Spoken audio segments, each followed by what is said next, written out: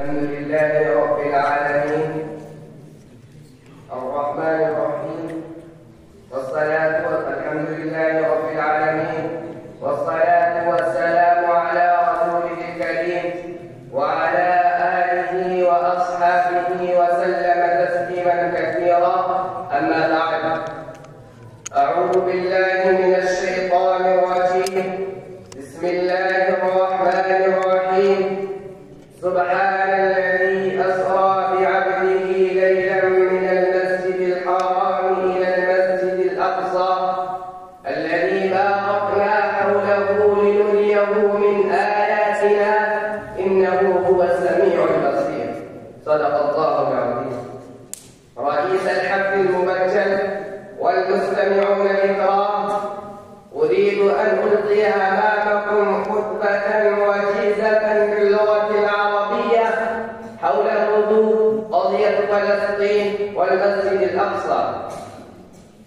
فيا أيها المستمعون، إن الكفر قد طغى والشرك بغى واليهود اقتحموا الوغى، دنسوا الأرض المقدسة والمسجد الأقصى، قتلوا النساء والأطفال الأبرياء، دمروا المستشفيات مع المرضى والجرحى. على المسلمين وإلى الله المشتكى. فيا أيها الإخوان، الناس في هذه القضية قلوبهم شتى، أحوالهم مختلفة.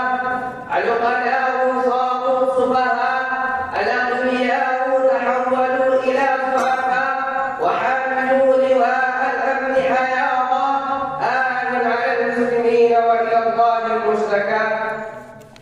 تغيرت المعايير وانقلبت الموازين ونقصت القوانين، فالمظلومون هم الظالمون والظالمون هم المظلومون، وأهل الحق ساكتون صامتون، آمنون في أوطانهم مطمئنون، وأهل غزة يظلمون ويقتلون، يخرجون من ديارهم ويجلون، ومع كل ذلك هم الظالمون.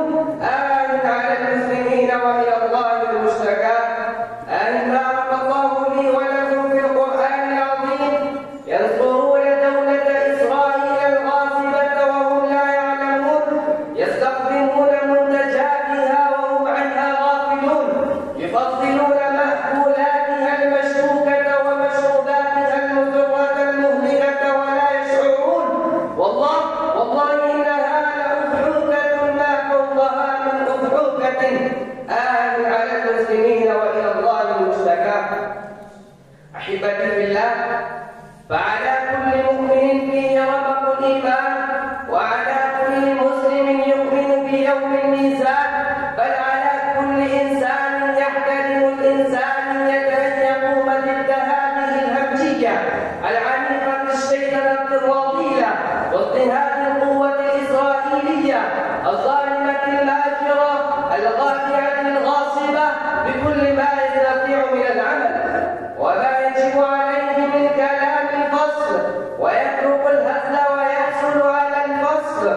وقد صدق من قال إن نكبة فلسطين قد أدخلت على كل بيت من بيوت المسلمين حزنا عميقا وحسرة وأسى وذروعة وأسفا، ولكن البحار إذا جرت دموعا واجتمع العرب والمسلمون على البكاء أفرادا وجماعات وشعوبا، فإن هذه الدموع لا تنقذ الأقصى والقدس، ولم يسبق لأمة من الأمم أنها استطاعت أن تحول الهزيمة إلى نصر بالبكاء وحده دون أن يدعم بالعمل. وهل استطاع الفاتحون الأولون وعلى رأسهم الفاروق القاعد أن يفتحوا القدس بالبكاء أو بالكلام فقط؟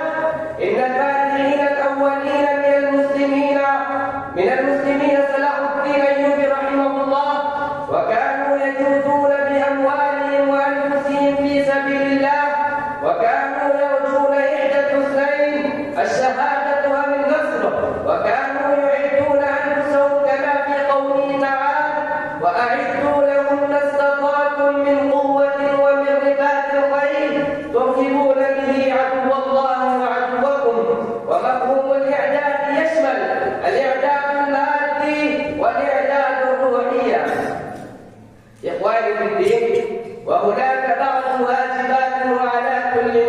القلب. فالواجب الأول فهم القضية فهما صحيحا وتحريفها بين الناس، والثاني قتل الهزيمة النفسية وبث الأمن بالعودة ليقظة الأمة الإسلامية، والثالث بذل المال قدر المستطاع وتحرير الناس، والرابع المقاطعة الاقتصادية الشاملة لكل منهوب وما هو خلاف هذه القضية، والسادس إصلاح النفس والمجتمع.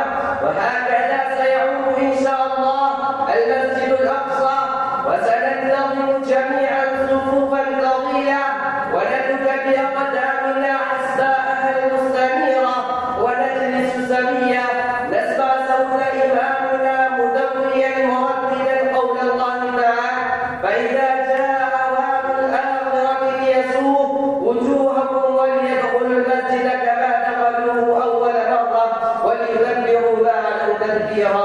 التفريق بهذه الكلمات.